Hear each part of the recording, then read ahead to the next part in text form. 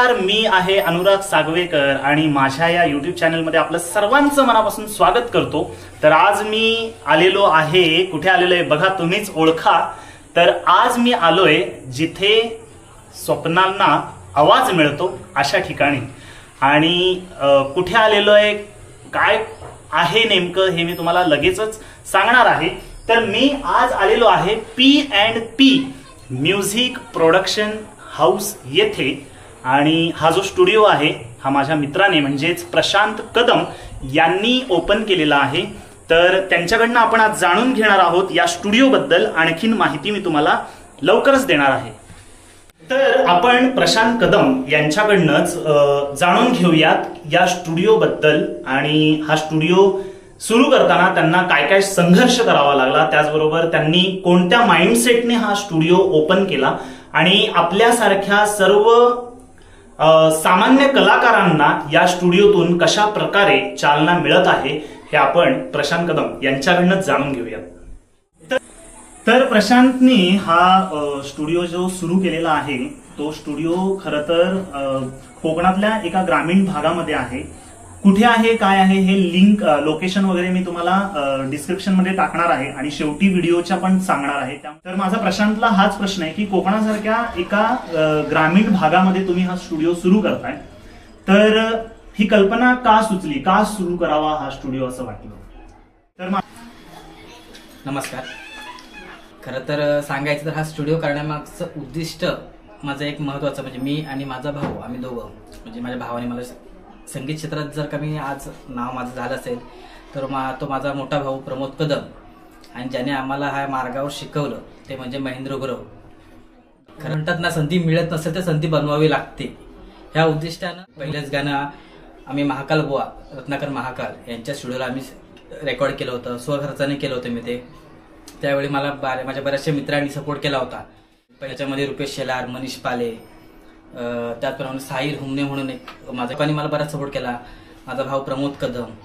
तसंच ते गाणं गाण्यासाठी लोकांनी प्रतीक्षा घाणेकर, त्याचप्रमाणे अभिषेक सुतार म्हणून या लोकांनी खूप चांगला सपोर्ट केला। अक्षय नावडे, पांडुरंग सुतार, सतीश किंजळकर, अशा चांगल्या जे माझे जवळचे मित्र आहेत ह्या लोकांनी मला खूप चांगला सपोर्ट केला। त्यावेळी आम्ही नवीन होतो, आम्हाला काय माहित नव्हतं बाबा याला खर्च किती येतो, काय येतो, काहीच गोष्टी आम्हाला माहित नव्हत्या। सौरभ देवरुकर म्हणून ह्या देखील बेंजो प्लेअर आहे, कीबोर्ड प्लेअर आहे, चांगला संगीतकार आहे, याने देखील खूप चांगला सपोर्ट केला त्यावेळी मला। आणि आम्ही हे करत असताना त्यावेळी जो काय आम्हाला म्हणजे खर्च आला होता तो खर्च बघून परवडण्यासारखा नव्हता तो खर्च त्यावेळी। मग आता करायचं का, कारण त्यावेळी आम्ही 2 गाणी केली होती, पहिल्यांदाच केलं होतं, काही अनुभव नव्हता कसलाच, कारण सांगणारच कोणी होतं त्यावेळी आम्हाला काय करावं लागतं काय। आणि मग हाच एक विचार होता की बाबा आपण जर जशा पद्धतीने आपण संधी शोधतोय, असेच आपल्यासारखे बरेच कलाकार आहेत कोकणामध्ये किंवा आजूबाजूला की ज्यांना करायची इच्छा खूप आहे, ज्यांच्याकडे कला आहे पण त्यांना संधी नाही मिळत, प्लॅटफॉर्म मिळत नाहीयेत। मग अशा कलाकारांना काहीतरी जे माझ्यासारखे आहेत, ज्यांना शिकायची इच्छा आहे किंवा ज्यांना काही ना काय करायचंय पण संधी मिळत नाहीये किंवा कुठेतरी पैसा कमी पडतोय, मग अशा लोकांना एक चांगला प्लॅटफॉर्म मिळावा म्हणून एक आम्ही मोठी उमेद त्याच वेळी एक डोक्यात ठेवलं होतं की आपण पण पुढे जाऊन काहीतरी असं करायचं जेणेकरून आपल्यामुळे अजूनही 4 लोकांना संधी मिळेल, जेणेकरून त्यांना सुद्धा जर कुठे पैशाची उणीव भासत असेल, आपण पैसे नाही देऊ शकत पण त्यांना आपण प्लॅटफॉर्म देऊ शकतो किंवा आपल्या थ्रू त्यांना काही ना काही आपण हेल्प करू शकतो, जेणेकरून ते त्यांचा एक मार्ग पुढे कुठेतरी कंटिन्यू करतील, त्यांना एक संधी। ह्या स्टुडिओच्या मार्फत नवीन नवीन कलाकारांना संधी देणं हा एकच माझा सगळ्यात पहिला मोटिव्ह आहे, सगळ्यात पहिलं माझं इंटेन्शन हेच आहे, माझं आणि माझ्या भावाचं। अगदी बरोबर आहे प्रशांत, नवोदित कलाकारांना प्लॅटफॉर्म खरंच मिळणं गरजेचं आहे आणि त्या कलाकारातल्या मनातला जो खरा कलाकार आहे तो या स्टुडिओच्या माध्यमातून आपण बाहेर काढतोय। हा प्रयत्न खरंच खूप सुंदर आहे। माझा पुढचा प्रश्न हा होता की आता जे नवीन कलाकार आहेत त्यांना तुमचा काय संदेश असेल? संदेश नाही म्हणता येणार, पण मी एक गोष्ट नक्की सांगेन प्रत्येक कलाकाराला, कारण जी गोष्ट मी अनुभवली त्या ह्याच्यावरून की आता बरीच गाणी मार्केटमध्ये दररोज काही गाणी पडत असतात, काही कलाकार आहेत जे नवीन नवीन गाणी काय ना क्रिएटिव्ह करत असतात, सगळीच गाणी लोकांपर्यंत पोहोचत नाहीत। पण काही वेळा असं होतं की आपलं एखादं गाणं फेमस होतं, हिट होतं, व्ह्यूज चांगले येतात, मिलियन मध्ये सुद्धा जातं गाणं काहीच महिन्यांमध्ये काहीच दिवसांमध्ये. मग आपण हुरळून नाही गेलं पाहिजे की बाबा माझं गाणं आता मिलियन मध्ये गेलंय म्हणजे मी कोणतरी मोठा स्टार आहे. स्टार न समजता आपण बाबा मला अजून काय नवीन करता येईल, ह्याच्यामध्ये काय बदल करता येईल, स्वतःमध्ये काय इम्प्रुव्हमेंट करता येईल, काय शिकता येईल, ह्या दृष्टिकोन बघून आपण नवीन नवीन क्रिएटिव्हिटी करत राहिलं पाहिजे. तिथंच न थांबता किंवा आपलं गाणं मिलियन मध्ये गेलंय आणि आपल्या सोबत पडणारे गाणे जर कमी व्ह्यूज मध्ये गेले किंवा याचा अर्थ असा होत नाही की आपले गाणे खूप भारी झाले. असं पण नसतं की आपलं गाणं भारी झालंय म्हणून व्ह्यूज गेल्यात असा पण अर्थ नसतो. किंवा आपलं गाणं पडलंय, काही वेळा काही गाणे असे असतात की लोक मजाक मध्ये घेतात नाही, ते मजाक मधलं गाणं पण हिट होतं. म्हणजे चांगलं असो किंवा नसो, लोकांना काय आवडेल हे आपल्या हातात नाही, कोणतं गाणं फेमस होईल. त्याच्यावर फेमस झाले तर गाणं चांगलंच आहे असं नाही, त्यात काय शिकता येईल हे आपण बघितलं पाहिजे, शिकलं पाहिजे आणि ते नवीन नवीन क्रिएटिव्हिटी करत राहिलं पाहिजे. कारण प्रत्येक गाण्या लोकांपर्यंत पोहोचत नाही. काही गाणी अशी आहेत की खरंच खूप सुंदर आहेत काही काही लोकांची, पण ते लोकांपर्यंत पोहोचली नाहीत, त्याच्यामुळे त्यांना व्ह्यूज भेटले नाहीत, कारण त्यांना शेअरिंग नसतं, सपोर्ट नसतो कोणाचा. असे पण काही कलाकार आहेत. त्याच्यामुळं मी एवढं सांगेन की आपण शिकत राहिलं पाहिजे.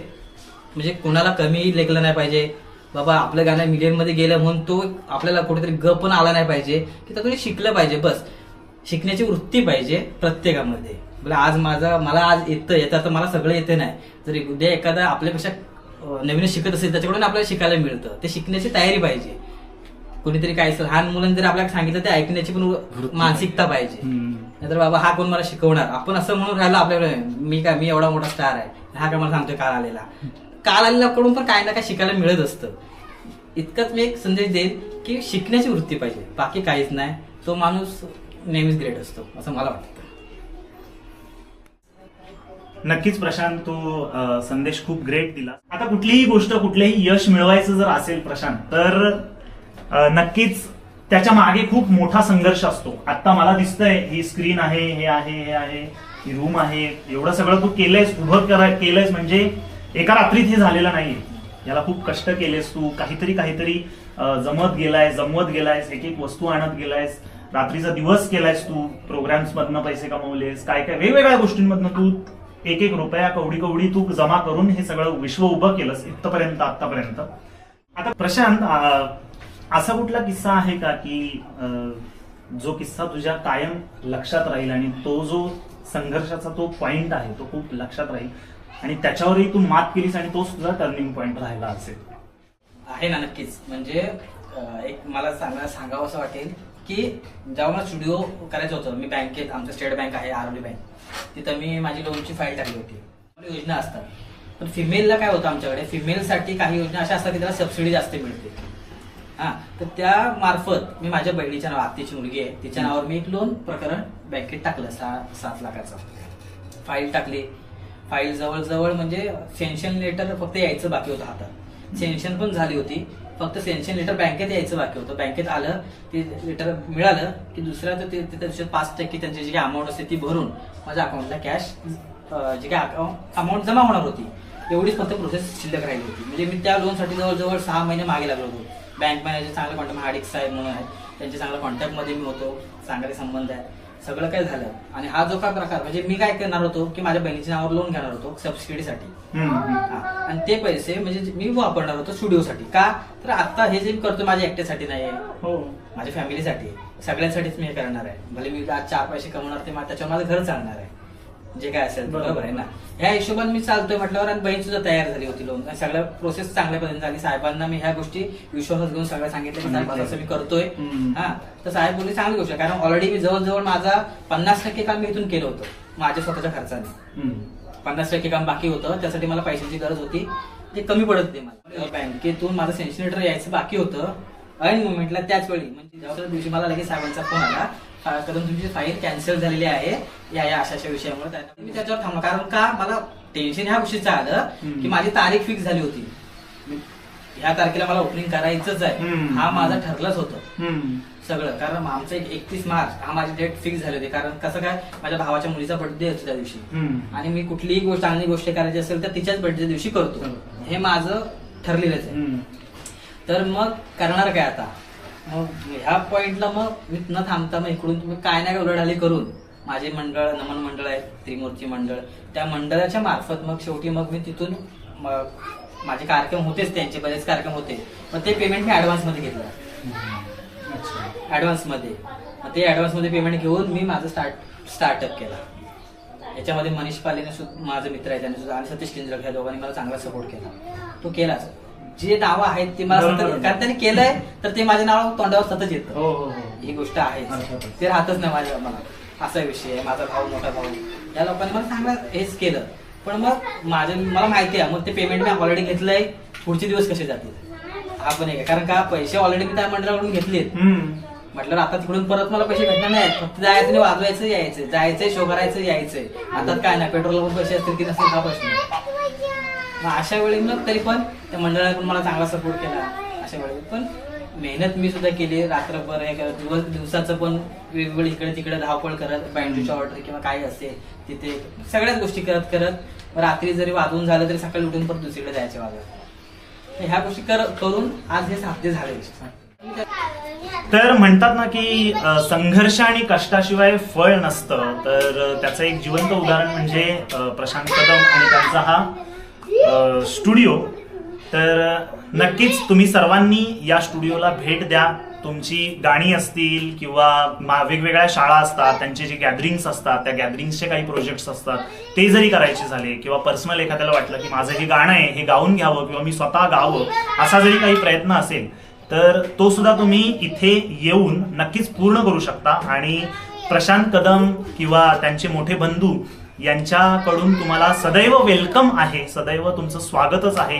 केव्हाही या आणि अगदी माफक किमतीत तुम्हाला तुमचा प्रोजेक्ट, तुमचं गाणं, तुमचं कविता, जे काही असेल, तुम्हाला स्टुडिओ व्हर्जन जे काही करायचं असेल, जो काही तुमचा प्रोजेक्ट असेल तो पूर्ण करून प्रशांत कदम हे देतील.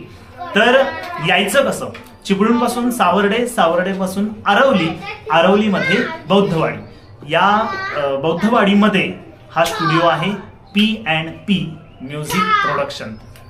तर मी आता रजा घेतो, प्रशांत देखील आपली रजा घेईल आणि आपण इथं थांबूयात. नक्कीच तुम्हाला हा व्हिडिओ आवडला असेल, लाईक करा. माझ्या चॅनलला जर अजूनही सबस्क्राईब केलं नसेल तर ते करा आणि कमेंट करा, व्हिडिओ शेअर करा. धन्यवाद.